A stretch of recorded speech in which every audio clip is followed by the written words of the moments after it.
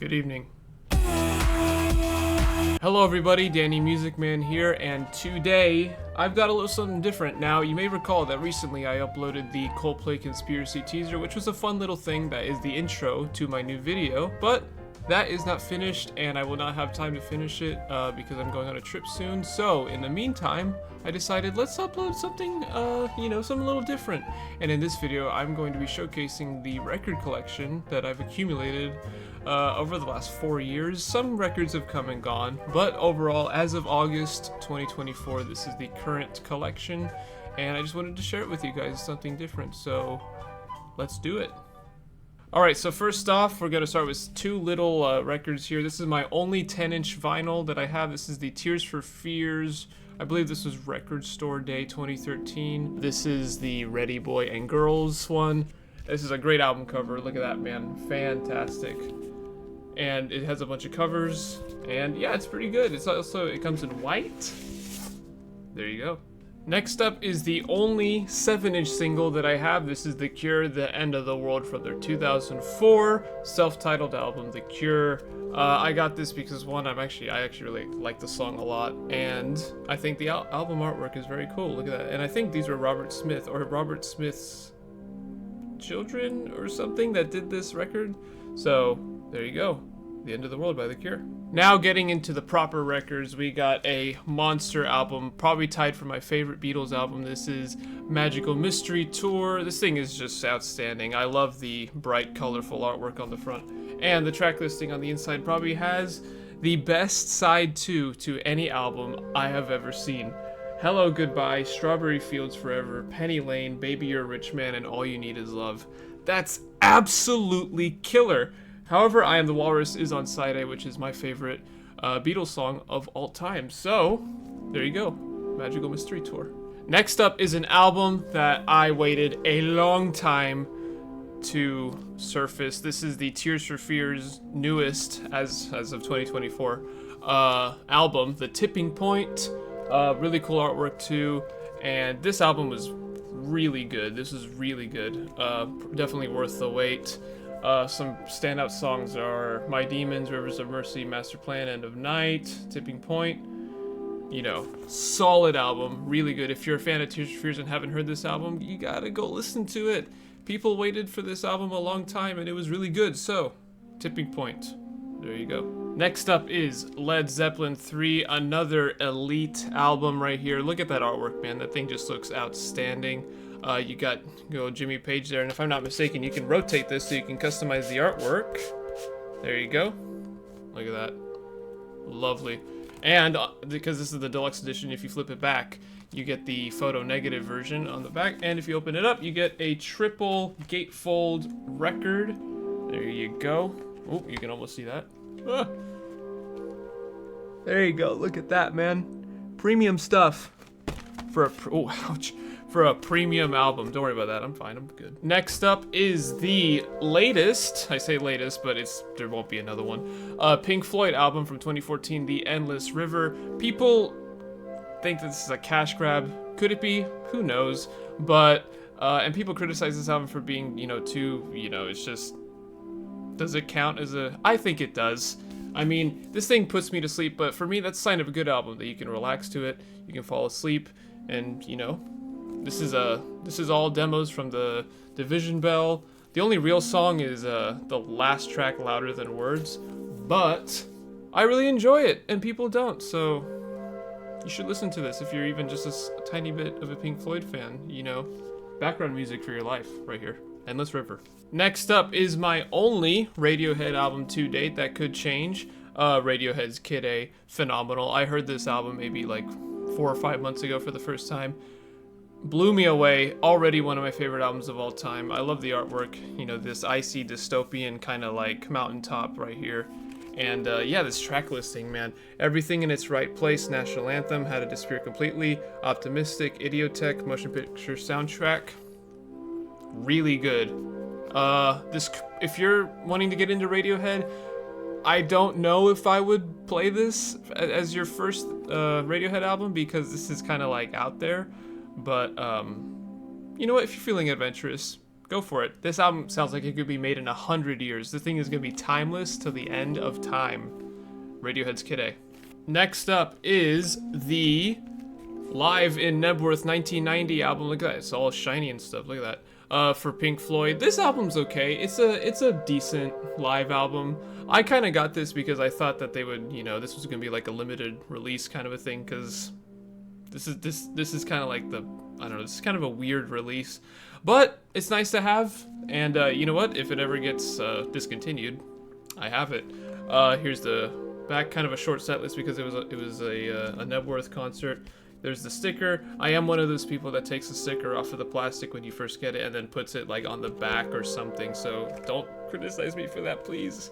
So there you go. Live in Nebworth, 1990 for Pink Floyd. Next up is one of the most underappreciated songwriters, probably ever. Colin Hay, right here, Going Somewhere. This is his acoustic album. This was re-released, I think, a couple years ago, but it's really good, man. If you're into this kind of Elliott Smith, like acoustic stuff, this is the album for you, because this has some beautiful, really great, just pure acoustic guitar and vocal songs. I highly recommend this to anyone that's a genre of just, singer-songwriter kind of stuff. Colin Hay, can't go wrong. Next up, kind of a companion piece to the Live at Nebworth thing for Pink Floyd. This is the later years 1987 to 2019 record. This is kind of a weird thing because if you didn't get the later years box set, which was this huge, like $200, I think it might be more now, box set, this would be like kind of a highlight package that would be available to anybody for a good price. And yeah, it just has some remixes and some live albums or some live tracks and some studio sessions from the Division Bell era. So there you go. And I'm pretty sure that the two people here is David Gilmour and Nick Mason, but I can't be sure. But there you go. And again, shiny. So later years. For this next one, I am going to show both of these at the same time, because they are pretty much the same album, except one of them is acoustic and the other one is the greatest hits. This one is the acoustic. This one's the greatest, as you can see. Can't you see? This is for The Cure. This one is the one of my favorite album covers of all time. I love the Robert Smith thing with starry hands and stuff and the stars. I love this album cover. One of my favorites of all time. And this one's a little too sinister, man. He's looking at you like a creepy creepster. But that's Robert Smith, man. So there you go. The Cure, greatest hits and acoustic hits. Same track list. Next up is my only Cranberries record. It is Wake Up and Smell the Coffee. This is the album cover made by Storm Thorgerson. I forget how you say his last name. The same guy that did all the Pink Floyd albums. I think this is just a really great cover. I got this in Bangkok, Thailand. And yeah, what an album cover, man. Look at that. Totally Pink Floyd, you can tell. And yeah, some good tracks on here. Analyze, Dying Inside, Wake Up and Smell the Coffee. Cranberries. Solid. Next up is another record by The Cure. This is Wish, 1992. Other than Disintegration, this is their best album. This thing is just really, really great. Open, High, From the Edge of the Deep Green Sea, Friday I'm in Love, Trust, Letter to Elise is one of my favorite Cure songs of all time. Really love a lot of the Cure album artwork, sleeves, especially this one. This thing looks really great. And I love these kind of weird, I don't even know what those are, kind of like tree fingers. Radiohead reference, there you go. Next up is Tears for Fears, Seeds of Love, second best album by the band. Everybody Loves a Happy Ending is their best album. I will fight anyone to the death on that one. But this is their second best album, only 8 songs. A lot of these songs are really long, but I feel like some of them are warranted for their length. And actually, fun fact about this, the edges of this are actually painted. This was a set, same with that sun, but all of this was painted on clear glass that they shot the camera through, and yeah, it produces a really cool effect. And this is totally, this kind of Sgt. Pepper's kind of thing. And Sowing the Seeds of Love, which is one of the best Tears for Fears songs ever, is a total I Am the Walrus, but in a major key. So, there you go. Seeds of Love, Tears for Fears. Next up, we have the only Smashing Pumpkins album that I own. Adore. Smashing Pumpkins right there, man. Look at that shiny. You can see all my recording software. Don't look. This is really good, man. This divided the fan base in 1998 because they were expecting, you know, more melancholy, more Siamese Dream. But this went a dark, electronic, and kind of really weird direction. But it rocks. It's aged very well. And some of the songs like To Sheila, Ava Adore Perfect, Daphne Descends, Tear, Tear, Apples and Oranges, Crestfallen. Good stuff, man. Good stuff. And I love the album cover too, this shiny kind of thing. And you can see my recording software. Ah! These next albums are one band, and I'm gonna rock it through them because we gotta speed things up. So, Electric Light Orchestra, El Dorado, put them on the scene, really good, full of symphony, orchestra stuff, and yeah, just great songs. Can't Get It Out of My Head, Mr. Kingdom, Illusions in G Major, and the El Dorado trifecta, the Overture, El Dorado, and El Dorado Finale. Really great album cover too, Wicked Witch and the Ruby Slippers, awesome stuff. The next thing is Face the Music by ELO. Another kind of Wizard of Oz kind of thing, even though this looks like the Emerald City, but it's not at all. There's a really creepy, like, chair there. But some great songs. Fire on High, Evil Woman, Strange Magic, One Summer Dream. Elite stuff. An improvement over the last album. The first 10 out of 10 ELO album. New world record. This thing front to back is outstanding. Tightrope. Telephone Line, Rocaria, Mission, So Fine, Living Thing, Above the Clouds, Zuya, Shangri-La. Shangri-La is one of the best ELO songs of all time. Boom! New world record. Next up, their objectively best album of all time, Out of the Blue double album. Every song is an absolute heater, especially Side C, Concerto for a Rainy Day, Standing in the Rain, Big Wheels, Summer and Lightning, Blue Sky, Mr. Blue Sky, apologies. If you open it up, Spaceship. It's been ELO's whole theme with their album covers is the spaceship, except for Balance of Power, which we don't talk about Balance of Power. Next up is the disco heavy Discovery. A lot of people don't like this album. I think it is tremendous.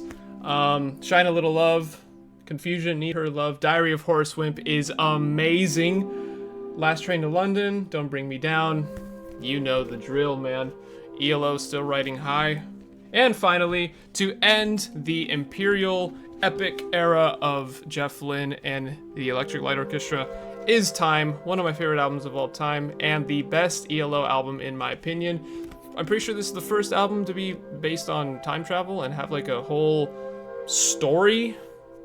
I mean, Dark Side of the Moon probably, but as far as like an actual story about a person, this album is about a man who time travels and gets stuck there and wishes he could go back to the 1980s. So, really great, man. And my favorite ELO song is Twilight. So, ELO Time. Highly recommend it to any Tame Impala fans because this sounds like what Tame Impala would do. So, there you go. ELO Time.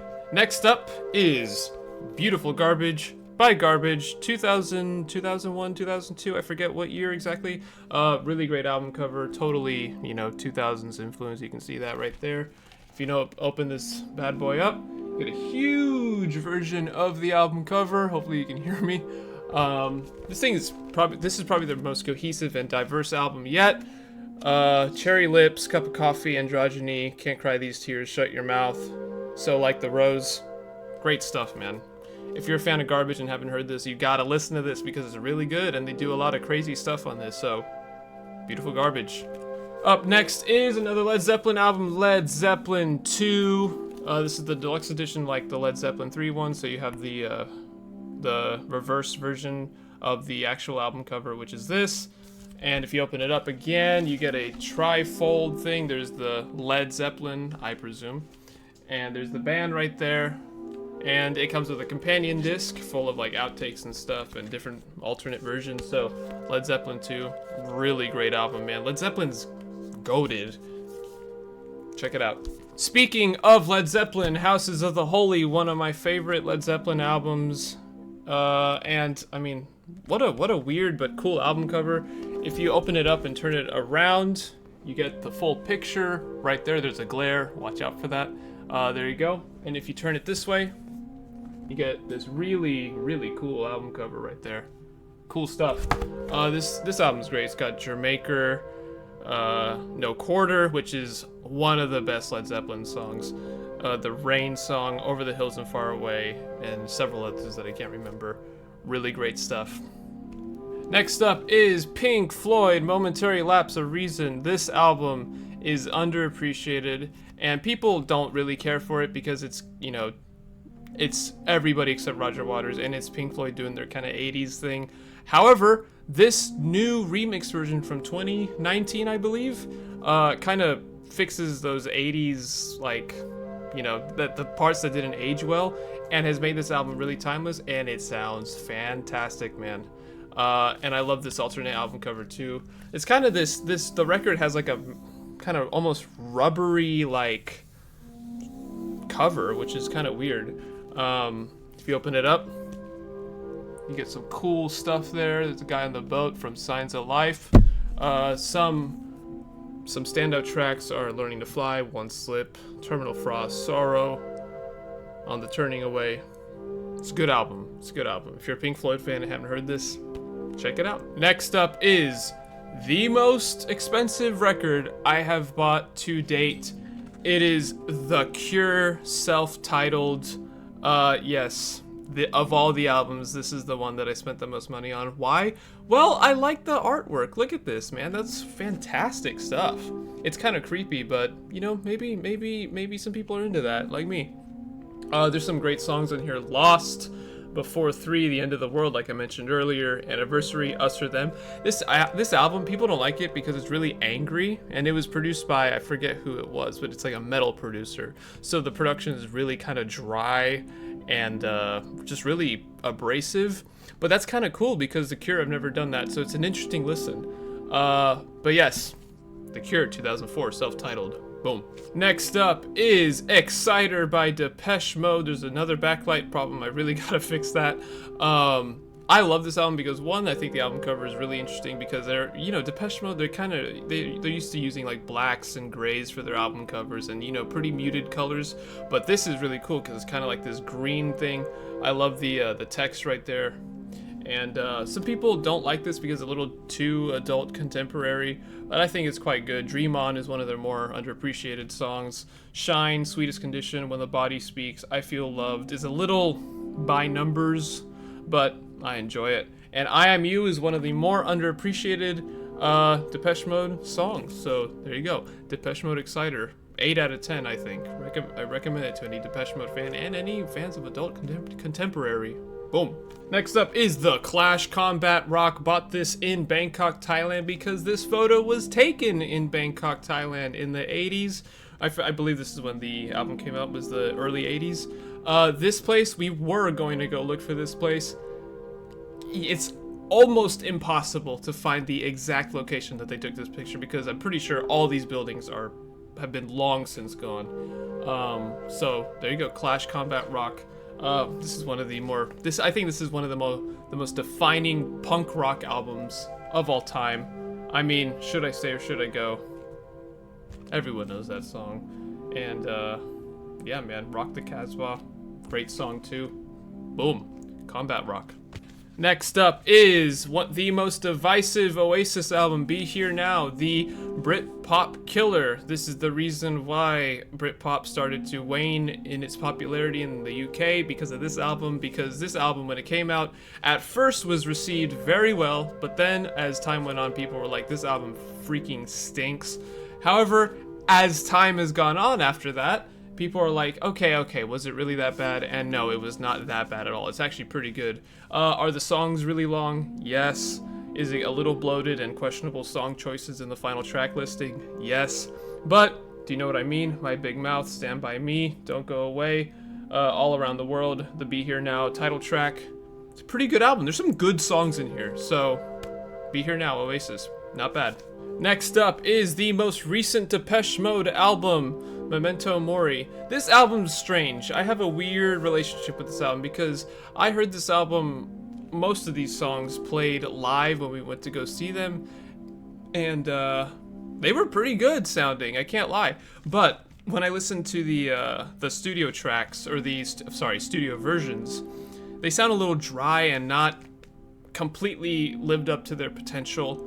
And I think, like, on My Favorite Stranger, it's a little restrained, I think, and I think if My Favorite Stranger was one of those kind of like I Feel You type songs where it's just this thumping, really well produced song, I think it would have been really good. But this kind of feels like a demo album. I'm sorry, but still though, the songwriting is there though, very good. So yeah, not bad. Depeche Mode, Memento Mori. Next up is the first and only Weezer album that I own, even though I have the Weezer poster right there, but don't worry about them, I think this is, for me, my favorite Weezer album. It's got all my favorite songs. That's the name of the song. Numbers, Playing My Piano, Mirror Image, Screens, Grapes of Wrath. It's tremendous. It's Baroque pop, it's orchestral, what's not to love, and a great album cover too, of course. Okay Human by Weezer. Next up is another purchase that I made in Bangkok, Thailand. Boom! The Beatles Anthology 2 includes the really great Real Love and some awesome studio demos and tracks. If you're into like listening to how, songs were originally in their like infancy and watch them evolve through like studio outtakes and demos and stuff like that, then this is a huge recommendation if you're into the Beatles. I was very surprised to find this because I feel like these are really rare, and I saw this and I was like, and it was a good price too, so I had to go get it. So boom, Anthology 2 by the Beatles in a slipcase because I don't want this to get damaged at all. Next up is probably my personal favorite Coldplay song. There might be another one later on that could possibly be my favorite, but for now this is my favorite. X and Y, Coldplay, tremendous. The band hates this album. I think it's fantastic. It's absolutely tied for first. The track list is tremendous, and also look at this double gatefold right here. That's a beautiful piece of art. And so the track list includes songs like Square One, White Shadows, Fix You, Talk, Speed of Sound, Hardest Part, Twisted Logic, and some great B-sides too. Wish I had the B-sides thing, but I don't. So X and Y, really, really great. One of my favorite albums of all time too, probably. Boom. Next up is Oingo Boingo. Unfortunately, this is the only Oingo Boingo album that I have so far. I will be getting more because they got reissued. Thank you very much, Danny Elfman. Oingo Boingo, Dead Man's Party. Fun fact, before I was even born, in my mom's stomach, they were playing this during a ultrasound, and I was dancing, and my little nubs for arms were going up and down, dancing to Dead Man's Party. So, looks like I had some pretty decent music taste even before I was born. But this is just a great album, man. Just Another Day, Dead Man's Party, Heard Somebody Cry. All these songs, every song, I highly recommend it. If you like weird, fun music, check out Oingo Boingo. They are tremendous. In my opinion, one of tied for the most underappreciated band of all time. Boom. Next up is the only Peter Gabriel album that I own. It's a live album, Growing Up 2003. I love it because of this album cover, man. And it's got some great, great versions of songs. Here Comes the Flood, Red Rain, Secret World, Digging in the Dirt, More Than This, In Your Eyes, Sledgehammer. Salisbury Hill. Really good stuff. I do like Peter Gabriel. I wish I had some more albums by him, but I don't. But for now, this is what I have. Peter Gabriel, Growing Up 2003. Awesome.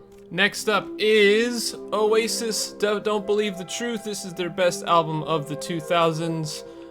If you're an Oasis fan and you only like the first two albums, I highly recommend that you listen to this because this might sway your opinion on that. Lila is one of my favorite Oasis songs of all time. Importance of Being Idle is a song that would kind of give you a sneak peek into Noel's solo career with the High Flying Birds. Part of the Queue, Meaning of Soul, Love Like a Bomb, Let There Be Love. All these songs. There's not one skip. Maybe Mucky Fingers is a skip, but everything else is really good. So highly recommend it. Don't Believe the Truth. Next up is my third favorite Coldplay album. I know if you watch the Coldplay ranked video, I will put this at number 4. However, I've changed my opinion since then. This is now my number 3, Everyday Life. It's crazy because this album was sandwiched in between Head Full of Dreams and Music of the Spheres. So that's all I'm gonna say. Some great songs here, man. Church, Daddy, Arabesque, Old Friends, Champion of the World, Eco, Orphans, Guns. Really politically charged, which I usually don't like politically charged music, but in this case, it's really good, really well done, and it's just a very honest album, unlike Music of the Spheres and Head Full of Dreams. But that's my opinion, though. So, Everyday Life, third best Coldplay album, right there. Boom. Next up is the Beatles 1. I forget what record this broke, but it was like either fastest selling album of the 2000s or something like that, top sellers. It was something, it broke some record. I bought this because I wanted to get the early Beatles stuff right there. This comes with like a poster and some cards of the band members' faces and cool art. So there you go, Beatles 1. I said X and Y was the best Coldplay album, but this is tied also for the best Coldplay album, Viva La Vida or Death and All Its Friends, 2008. Probably the last really great rock album. I say rock, but like... So there you go, Life in Technicolor, Cemeteries in London, Lost, Lovers in Japan, Yes, with Chinese Sleep Chant, one of my favorite Coldplay songs of all time, Strawberry Swings, Death and All Its Friends, Violet Hill, Viva La Vida. I mean... It's hard to beat, man. It's really hard to beat. This is the definitive Coldplay album, in my opinion, objectively speaking, so Viva La Vida. This is a little bit of a weird one. The Wombats, Fix Yourself Not the World. I heard this album because I saw some playlists back in 2022 that had This Car Drives All By Itself, and I heard it and I thought it was great, so I checked out the rest of the album, and the rest of the album is phenomenal. Man, this is really good, and no one's heard it. You guys gotta listen to this album. It's really, really good. I don't even know how to describe it. It's poppy, but it's not pop. It's like alternate pop. I don't know how to describe it, but highly recommend it for any like indie pop fans. So, Fix Yourself Not the World by the Wombats. Next up is one of the greatest albums of all time and one of the most iconic albums of all time, Dark Side of the Moon, 1973. I mean, I don't even need to say anything. You just look at it and you already know. Next up is my personal favorite Oasis album, Standing on the Shoulder of Giants. I love the purpley blue album cover. And if you watched my Oasis Gas Panic video, here it is right here. It's got Gas Panic, Where Did It All Go Wrong, Roll It Over, Go Let It Out, Who Feels Love. Some really great stuff on this album. So highly recommend it for anybody who even likes the Beatles a little bit. I know that's kind of sacrilegious to say because, you know, Oasis are like the Beatles tribute band. I don't really get that. But Standing on the Shoulder of Giants 2000, really good. People don't like it, but I think it's pretty good. So there you go, Standing on the Shoulder of Giants. Next up, also another personal favorite, but for Pink Floyd, the Division Bell 1994. I think this is, for me, I grew up with this album, so this is my favorite album by them. This is kind of known as the David Gilmour solo album. He does so many guitar solos, but it's great because David Gilmour's a great guitar player. So if you're a fan of David Gilmour, this is it right here. Almost no skips. The only skip I would say is probably Wearing the Inside Out. I'm sorry, Rick Wright fans, but other than that song, I think this is really great. And yeah, 10 out of 10. Division Bell, Pink Floyd. And the final two are box sets, kind of, sort of, something. This is the Coldplay Head Full of Dreams live, 3LP live album. I mean, look at that thing. That thing's like a sandwich of goodness right there. I love the gold, and I love this kind of like butterfly mural thing. It's really great. I know this comes with the Head Full of Dreams, the movie, which is like a documentary thing, and the Live in Buenos Aires CD also. And yeah, just a really cool thing. So this was a birthday present. Thank you, Mom and Dad, for this. And yeah, really great stuff. And it has, you know, Charlie Brown live, God Put a Smile Upon Your Face live, Midnight live, Birds live. Great stuff. Love it. Which brings us to the final album that I have, this behemoth monster 4LP plus book, Pink Floyd Pulse, also acquired in Bangkok, Thailand. They got records in Bangkok, man. You gotta go there. But yeah, look at that thing. Another sandwich of pinky Floydy goodness right there. And yeah, I wish it had the little red light that came on the CD back then, but it's alright. But if you're wanting to get into Pink Floyd and you want to be like, I want to see some live shows, I want to see what they're all about, please listen to this. Please. It is tremendous. And yeah, for the longest time, this was the only way that you could hear the live version of One of These Days from this tour. But now, with the later years box set, and they finally put it on iTunes, so that's not the case anymore. But there you go.